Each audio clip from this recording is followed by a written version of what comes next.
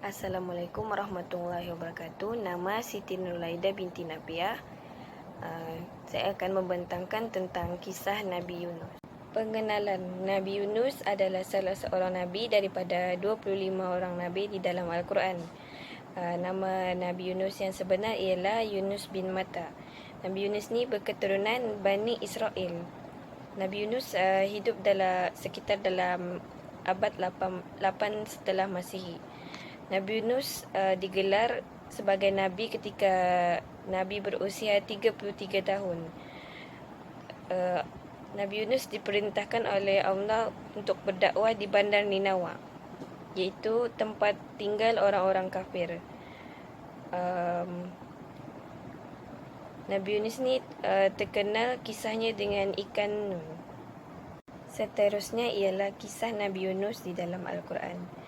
Nabi Yunus telah disebut di dalam Al-Quran sebanyak 5 kali, iaitu di dalam surah Al-An'am, surah Yunus, surah Al-Anbiya, surah Asy-Syafa'at dan surah Al-Qalam.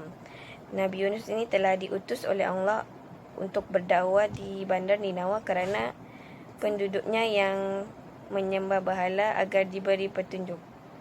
Kaumnya sudah berkali-kali disuruh oleh Nabi Yunus untuk beriman kepada Allah, namun penduduk tersebut tidak mahu mendengar cakap Nabi Yunus. Lalu Nabi Yunus mengancam mereka akan datangnya azab hadap mereka apabila mereka tetap berdegil untuk menyembah berhala. Nabi Yunus kecewa dengan kaumnya lalu meninggalkan mereka tanpa perintah Allah. Lalu Allah memerintahkan ikan Nun untuk menelan Nabi Yunus kerana meninggalkan kaumnya tanpa perintah. Ketika berada di dalam perut ikan Nun tersebut, Nabi Yunus tidak berhenti-henti berdoa meminta keampunan daripada Allah dan Allah mengampunkannya. Kisah Nabi Yunus di dalam hadis.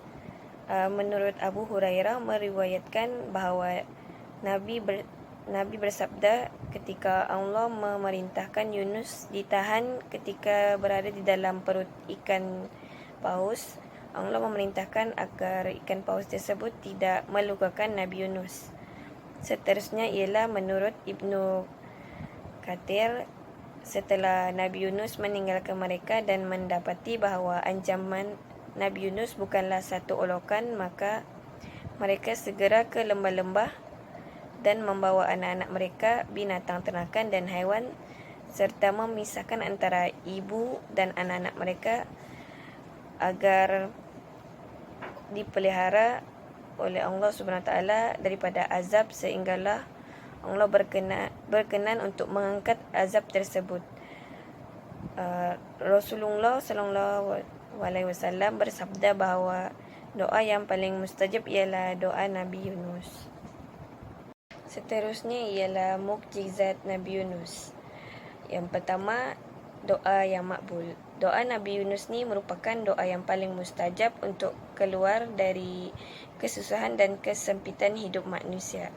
Menurut hadis diriwayatkan oleh Imam Ahmad, Rasulullah SAW berpesan bahawa sesiapa yang berdoa dengan doa Nabi Yunus, maka Allah akan memperkenankan doa mereka. Mukjizat yang kedua ialah terselamat ketika berada di dalam ikan Nun. Allah SWT telah memerintahkan ikan Nun tersebut untuk menelan Nabi Yunus kerana lari meninggalkan kaumnya. Allah melarang ikan tersebut dari mencederakan Nabi Yunus.